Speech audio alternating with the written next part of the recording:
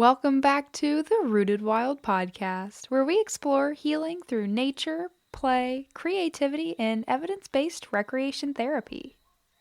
I'm your host, Katherine Winkles, a certified therapeutic recreation specialist, and today we're talking about something that many adults secretly miss or feel disconnected from: creative expression.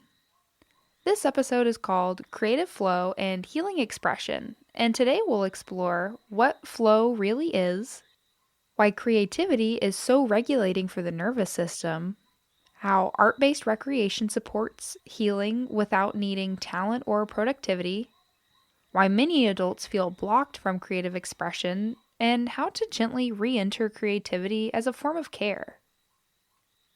You don't need to be an artist. You don't need to make anything good. You don't need to share your work. You only need permission to explore. Let's begin. Now, why creativity often disappears in adulthood. Many adults say things like, "I'm not creative. I used to draw, but I stopped. I don't have time. I don't want to waste supplies. I don't want to mess it up." And these aren't personal failures, they're learned responses.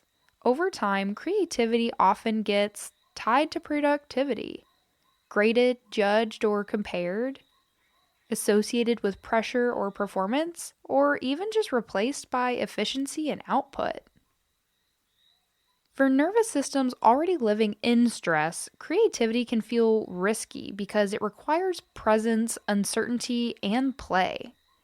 This is where recreation therapy steps in.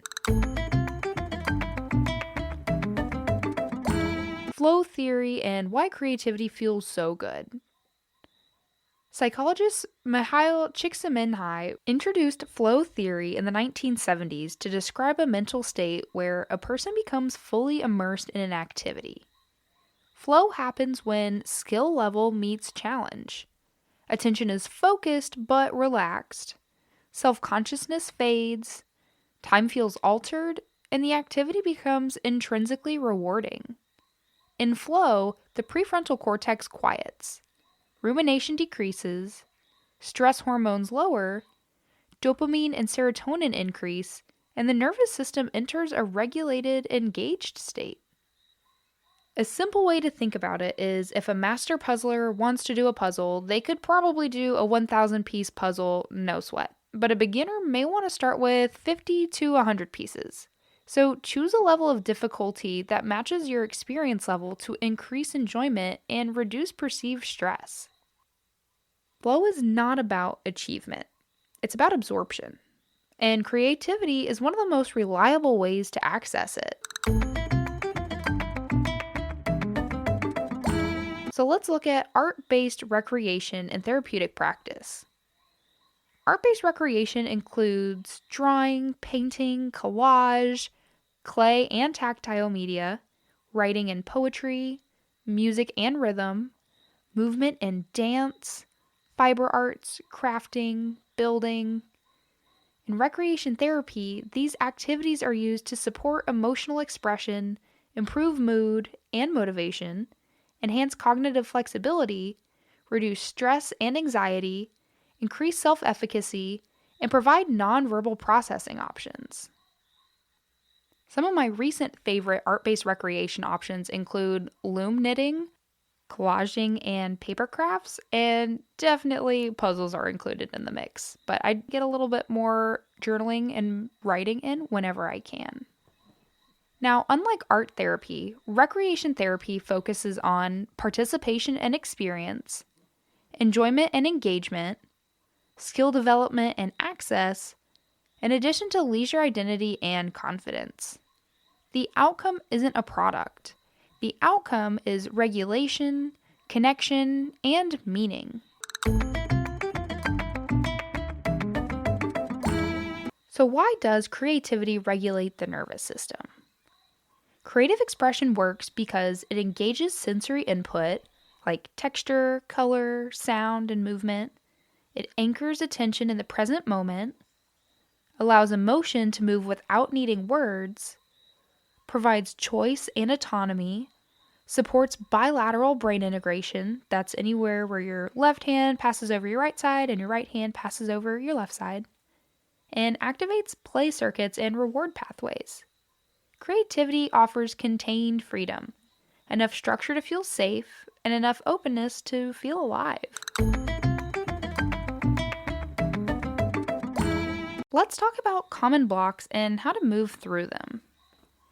If you frequently hear yourself saying, "I'm not good at this," skill is not the goal, presence is. Or, "I don't have time." Flow doesn't require hours. Even just 5 to 10 minutes can shift regulation. Or, "I'm afraid I'll do it wrong." There is no wrong in expressive recreation, only experience. Or even the "I feel silly." Play often feels uncomfortable before it feels freeing. That's normal. Here are some accessible creative coping practices. These are all low pressure, no talent required. Number 1, color without meaning. Just choose 3 colors and fill a page with shapes, lines, or texture. No symbols, no interpretation. Number 2, stream of consciousness writing. Set a 5-minute timer. Write without stopping. Don't reread. Don't edit. Number 3, tactile grounding. Use clay, dough, fabric, or natural materials. Focus on hands and sensation. Number 4, rhythm reset. Tap, hum, or sway to a slow rhythm and let your body lead. Number 5, collage for mood. Choose images that match how you feel, not how you want to feel, and arrange intuitively. Number 6, creative movement. Let your body move in small, expressive ways. No choreography, no mirrors. Now we're going to move into a guided creative flow check-in. Take a breath in and release it gently.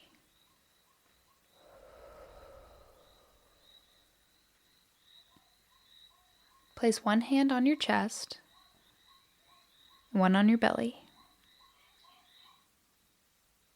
Take another deep breath in and slowly let it out.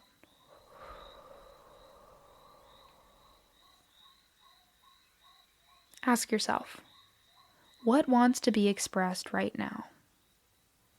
It could be a color, a movement, a word, a sound, a shape. You don't need to know why. Let that answer be simple. If resistance shows up, notice it and soften. Creative flow begins with permission, not pressure. Take one more breath.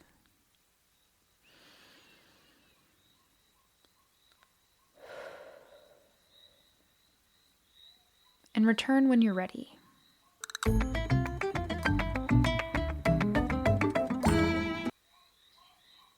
Creativity is not a luxury. It's a nervous system resource.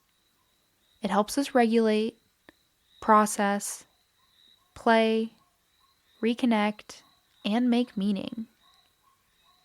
This week, I invite you to try one creative practice, not to produce, but to experience. Before we close today, I want to share a gentle update.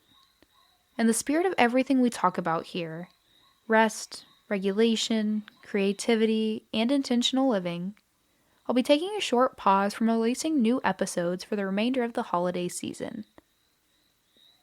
This break is a practice in what we're learning together, listening to capacity, honoring rhythm, and allowing space for integration rather than constant output. I'll be back in the new year with fresh episodes, grounded energy, and new ways to support your wellness journey. Until then, you're invited to revisit past episodes, use the free worksheets, and give yourself permission to rest without guilt. Thank you for being here, and I'll see you soon. Until next time, stay curious, stay playful, stay rooted, and as always, stay wild.